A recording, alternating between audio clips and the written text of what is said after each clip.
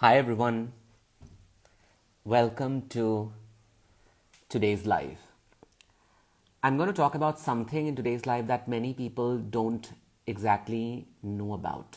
Okay, um, but yeah, let me wait for a few more people to join in. Great. If you are able to hear me, if you're able to see me, then you can just let me know. Hi, Vinav. Yeah, you can just send me a hi, or you can tell me that yes, I can see you, we can see you, we can hear you. A few days back, I had made a statement on Instagram where I had said that, in fact, I had put up a post and I said that all business problems have their solution and the root of the problem not in a business solution. For example, when we talk about strategies, when we talk about marketing plans, when we talk about planning, right? When we talk about ads. So these are not the solution of any business problem.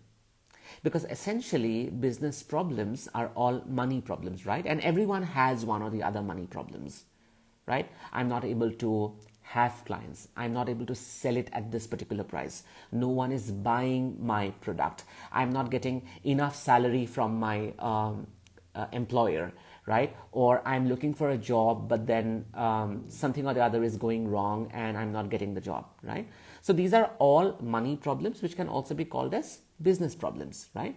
And I said that the solution to all these money problems or business problems is not in a business solution. It's not in things like, oh, you need to build more confidence, or you need to speak in a better way, right? Or you need to go and learn so and so skill and so modality and so resources and get so and so degree, and that's when you are going to get the solution. That's when you're going to get a good job, or you will be able to come up with a better business. The solution is not in that. Often the solution is in a generational pattern, right? That's what I had said. Because just like any other problem, like problems of illnesses, problems of relationships, hi Mansi, problems of health, right? Money problems also have their root either in your own past or in the past of your generational line. Okay, I'll give you an elaborate example here. Okay, and you'll be able to understand how people's faiths, how people's lives, how people's kismat is affected by things that have happened in the past. Recently, I went and watched this movie. It's called The Pope's Exorcist. So what happens in the movie is a new family, like there's a small son, then there's a mother of the son, and then they have a daughter. This new family, they come from America in around 1987 to Spain. After their father has passed away, they come to Spain to look at the new inherited building that they have got, okay, in Spain. And then what happens is the young little boy gets possessed by a demon, basically, okay, by a ghost. And then, long story short, there is an exorcist. There is a priest who is also an exorcist, who basically removes evil and removes demons. He is being called to Spain to resolve the case of this little boy who is possessed by this demon. If you haven't seen the movie, please go and watch it. It's one of the most brilliant movie based on trauma and possession that I have seen so far. So this guy, this priest who is played by Russell Crowe, that actor from Gladiator, right? So he is called to Spain to resolve this case where he must now exorcise this demon from the boy's body, right? And free the boy, basically. Now what happens is he himself, joined by another young priest, they try their very best to remove the demon from the boy's body. Okay? Now how the demon plays with their minds is the demon reminds both these two priests of all the things that they are guilty about. For example, to the young priest, the demon reminds that he has slept with a girl whom he loved, right? Which is not allowed in his faith. And so he starts ruminating on that, and he feels really, really guilty, and he becomes very desperate, and that proves as a distraction to the young priest. Similarly, what the demon does to the main priest, played by Russell Crowe, is that Russell Crowe was once, before he became a priest, very much like Bert Hellinger, by the way. Before he became a priest, he was once serving in the war. Okay, so he was a war veteran as a very, very young boy. And what happened during that war is all his relatives, all his kinsmen, all the fellow warriors that he had, people who were accompanying him in the war, they all died. Okay, and he was the only person who survived. Right? Now, I'm diverting a little bit, but stay with me. Now, what we have often observed in countless family constellations, like people who know about family constellation, you know it, and people who don't know it, I'm going to tell you in the end of this live. So in countless constellations, we have seen that sometimes a young person falls sick, or even maybe a girl falls sick, right? And sometimes there is no root to that sickness. Where is that sickness coming from? We may want to explore the childhood of this person. Was this person subjected to some kind of trauma because of which today they are exhibiting that as some kind of sickness? Was it so that their parents went through some kind of divorce and they witnessed it, and then they have been carrying that feeling, that frozen feeling inside their body? Is it so that as a child they had to please people a lot? Like lots of things we may want to see, or where they're subjected to abuse, where they're victims of sexual abuse. We see all of that. But sometimes these roots were not seen, okay? When a person falls sick, when a person falls ill, and the illness of the sickness is terminal. And then it is often found out that their father or their grandfather or their mother or their grandmother were a part of a war where all their kinsmen and all their relatives and all their peers died, and they were the only ones who survived. And they carried the guilt of living. The guilt of living can also be said as the love for the dead. So there is an unconscious love for the dead that channels them, that moves them towards this guilt that why did I survive? And it's not conscious, by the way, it's of course unconscious. So the guilt of survival can actually be called as the love and loyalty for the ones who died, the ones who passed away. So automatically that guilt is passed on to their siblings, to their children, right? By fate. So sometimes the children of the survivors exercise that guilt in the form of going through a terminal illness. Now coming back to our story of the movie Pope's Exorcist. So Russell Crowe was a part of a war, and he was a war veteran, and all his kinsmen and all his relatives and all his friends die, and he's the only one who survives. So he feels in his moment of survival that he must now do the work of God. So he goes on to become a priest. Now when he becomes a priest, what happens is he specializes in removing spirits, or removing demons, or working with possessions, which is basically exorcism, right? However, there is one case where there is a girl who is shown as if she is possessed, but she is not possessed. She has some kind of emotional, mental breakdown and illnesses, and because of which he feels that he could have helped the girl survive. He could have helped the girl live. But then the girl commits suicide and dies in the movie. Now, this guilt that he feels that he could have saved this girl, but he did not, that guilt becomes so strong that the former guilt of he losing all his relatives, all his kinsmen, all his friends, that guilt gets activated, right? So what is shown in the movie, that a recent trauma can activate a really old trauma, right? And I need to tell you that we have these three layers of existence, right? The physical layer of existence, the mental/emotional layer of existence, and then we have the spiritual layer of existence, right? Some people also call it different kinds of bodies. Physical body, right?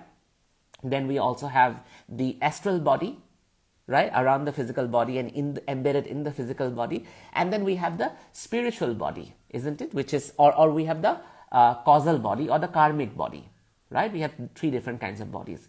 When there is trauma, right, even when we are witnessing trauma, like the one where Russell Crowe goes through, where all his kinsmen dies, all his family dies, friends dies, and he's the only one who survives, right? During that kind of trauma, where guilt is the motivating emotion, right, what happens is these layers of your being, the physical layer, the causal layer, right, the emotional layer, the astral layer, they crack open, okay? And then there are gaps and holes in your energy body that forms, right? So think of it this way. Think of like a layer around you, like an eggshell around you, and then there are parts of the eggshell which are removed because there are like little cracks and holes, right? Now, if there are little cracks and holes in your egg kind of layer, what's going to happen is things from the outside are also going to find space in it. Like there will be bacteria, there will be virus, right? There will be fungi that will come. And energetically, there can also be spirits that can actually come and find house in those layers. So whenever there is trauma, there is always a propensity to invite spirits and entities and vibrations which are from the outside world. So entities do not come just like that and they're going to like attach you. But they can come to you and they can trouble you when there is trauma and unhealed wounds which have not been filled, because there are holes in your entire auric as well as astral as well as karmic body, right? So now what happens is, this is the advantage that this demon that tries to scare Russell Crowe, tries to possess him. So basically he wants to come out of the boy's body and possess Russell Crowe, right? Now, interesting thing is here, even the little boy who is possessed, the audience is wondering, why did the demon only possess this boy? Now, there is a trauma in the boy's case as well. The boy was in a car accident with the father, with the boy's father, where the father dies. He sees the father dying in front of his eyes, and that's a huge trauma for him. And it is I'm so happy that in the film they mentioned that trauma can be such a great gateway for all kinds of foreign and external entities to find space. And that actually resolves the equation between science and spirituality, you see, because we know that in trauma we are fractured. If we are fractured, then of course the fracture is filled up by external stuff, right? Now, what is shown in the movie is Russell Crowe, through his great grit and faith, when he's able to confess that he is guilty, that his kinsmen died, that his relatives died, that his warrior friends died, and that he could not save the girl, right? He's processing those traumas by speaking about them in a confessional with the young priest. And that brings in great strength. So he's able to heal his trauma, which automatically fills up his wounds, and then he grows stronger in the movie to be able to fight the demon. And the demon turns out to be one of the 200 fallen angels, right? Which is Asmodeus. He is the ruler of hell. And it's so beautifully shown that they need to find the name of the demon, because when you name something, it loses its power. Like an emotion, until you are feeling an emotion and you feel, I don't know what I'm feeling, it feels so uncomfortable, feels so discomfort. And then often, even inside ATEPs, even in my program, because my programs are always trauma focused. So I ask people, tell me the name of the feeling, tell me the name of the emotion, tell me exactly what you're feeling. Where in the body are you feeling? How does it look like? If it had a shape, what shape would it be? If it had a form, what form would it be? If it had a color, what color would it be? I always go and specify, because when you name it, your body enters ventral. So even in the movie, Russell Crowe goes and finds the name of the demon, because naming the demon would make it weak. Okay? And automatically, they not only build a vibrational field by praying right? Or by chanting or by mantra. But they also do the healing of the trauma of themselves by confessing what they went through, the guilt that they went through, right? As a result of which the energy as well as the trauma work combined together helps them grow stronger to actually fight the demon, right? And this is the whole concept of any problem that a human being faces. That all our problems that we go through in our life, including money problems, are always rooted in trauma. Simply because when we go through traumas, then we are fractured, right? We go through wounding, we go through injury. Not only in our physical body, but also in our astral, as well as in our emotional, as well as in our causal body. And therefore, things from the outside world can come and find their house inside us. And it doesn't necessarily have to be spirits. It doesn't necessarily have to be foreign bodies. It doesn't necessarily have to be ghosts or Asmodeus, right? It can be other people's thoughts as well, right? We can absorb other people's feelings as well. It could even be our mother's limited opinion about, oh, there is always no money in the house. Or our father's limited opinion about that, all the money goes away by the end of the month, right? Or he will never be able to earn more than 2 lakh rupees a month.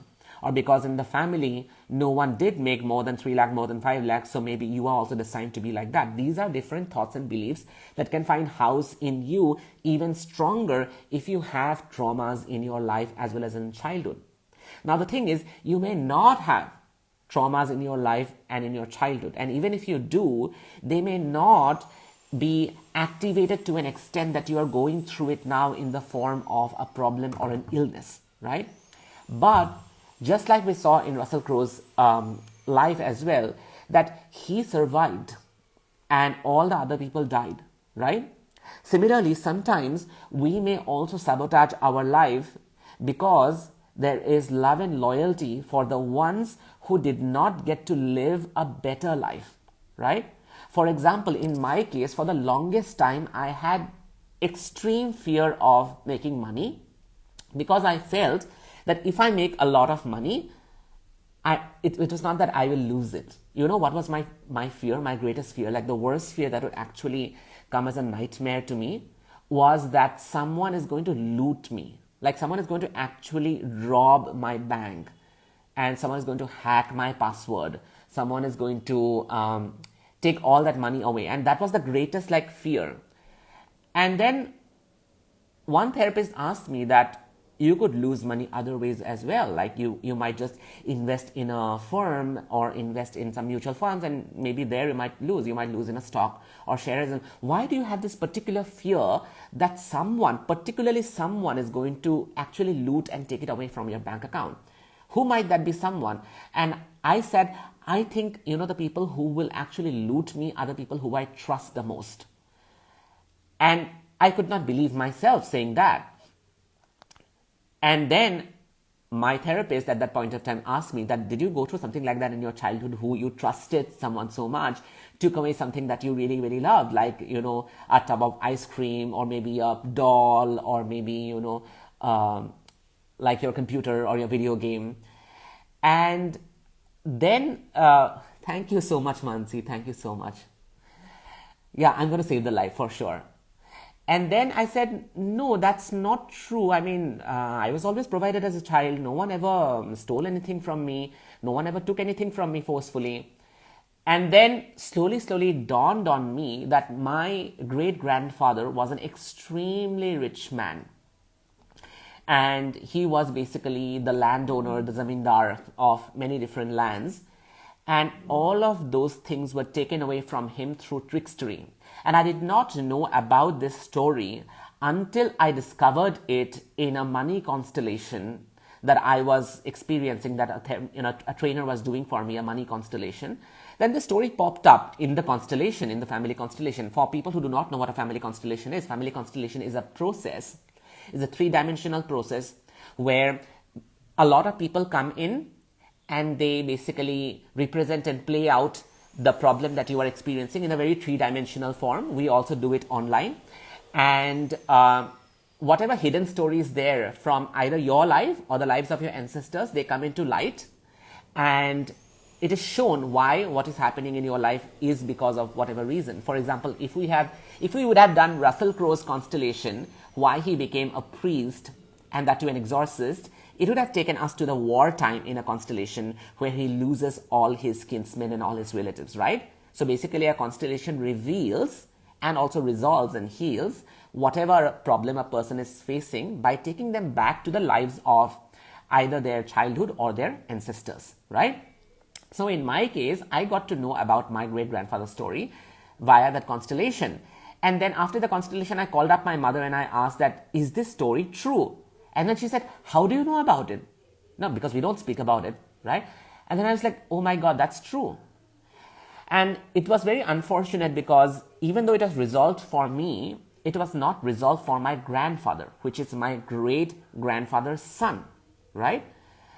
And my grandfather also met the similar kind of fate where, he after his father's demise grew as a child and created a lot of wealth, and also towards the end of his life lost all of that wealth because all his trusted people had taken away all that wealth by some or the other form of, I would say, trickstery, because he was kept in the dark. Excuse me, I'll just have some water. My throat is dry from speaking.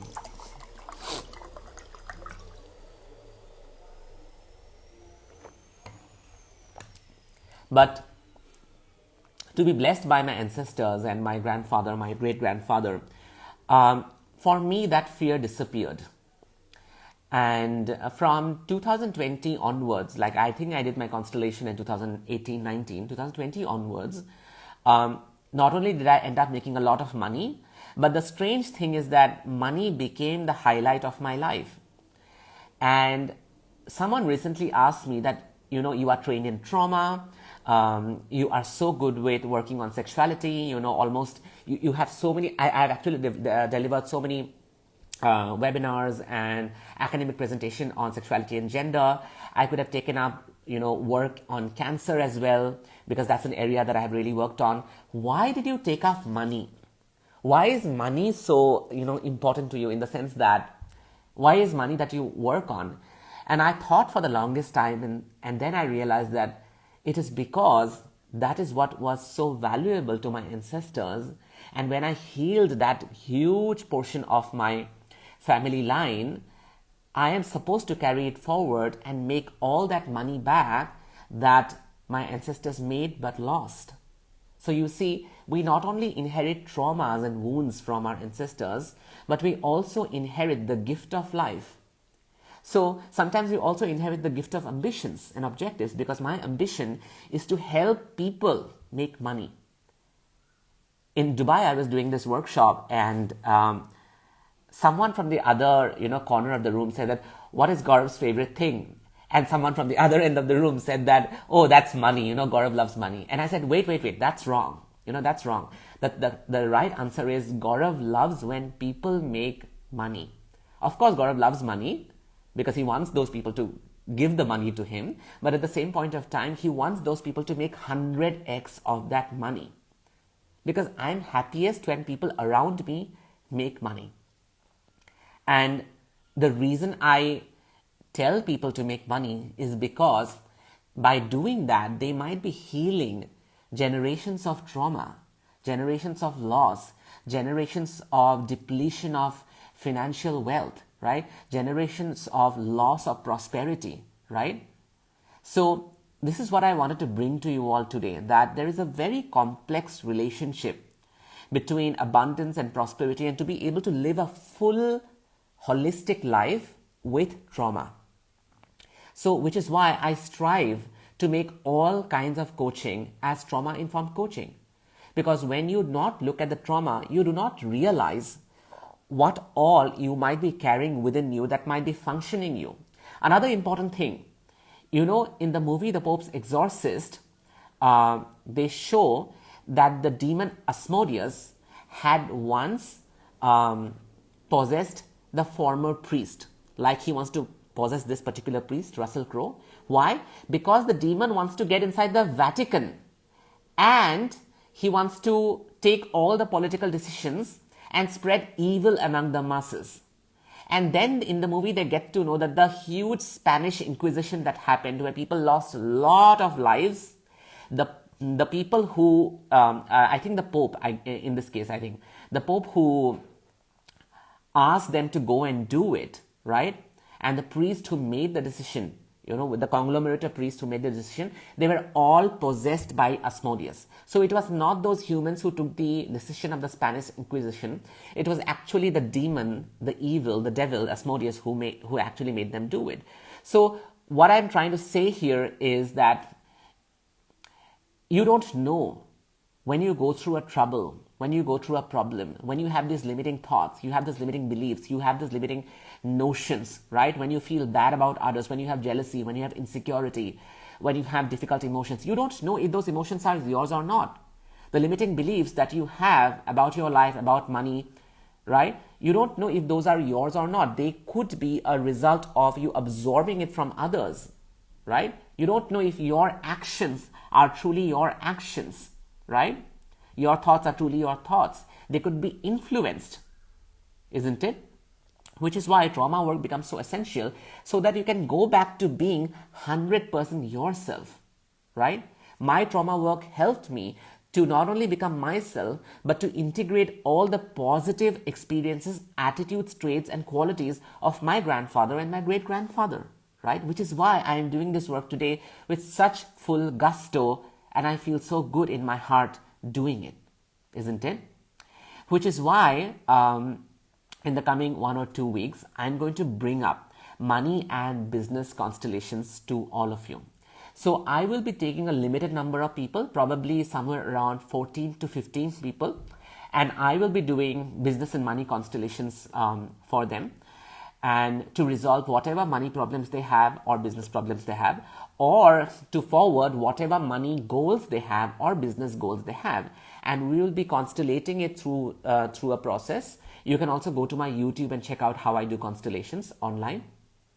And we will be going to the root of their business problem, and we'll be going to the root of their money problem, sometimes in the intergenerational line, to locate wherever the intergenerational pattern is, so that we can resolve the current money and business problem. So you need to stay tuned to know more about this constellation workshop that I will be doing, money and business constellation. Probably next week or next to next week, I'm going to declare about it really soon. Okay? And yeah, there's one catch, by the way, here. So for every constellation, each constellation will be priced at 25,000. For people inside ATEPs, right? For people inside ATEPs, each constellation, if people want to get a constellation done, each constellation will be priced at 15,000. Okay? And it will be done for an entire week. So if you are not inside ATEPs, you need to get inside ATEPs super duper soon. So I'm looking if there is any question here. Okay, I don't see any question, but I really, really hope that you enjoyed this live, and you must get the constellations done. And as you know that there are going to be limited number of seats, probably only 14 to 15, because in a day I can only pull off 2 constellations during the daytime. So looking forward to seeing you all in the constellation workshop. See you soon then. Bye bye. Thank you.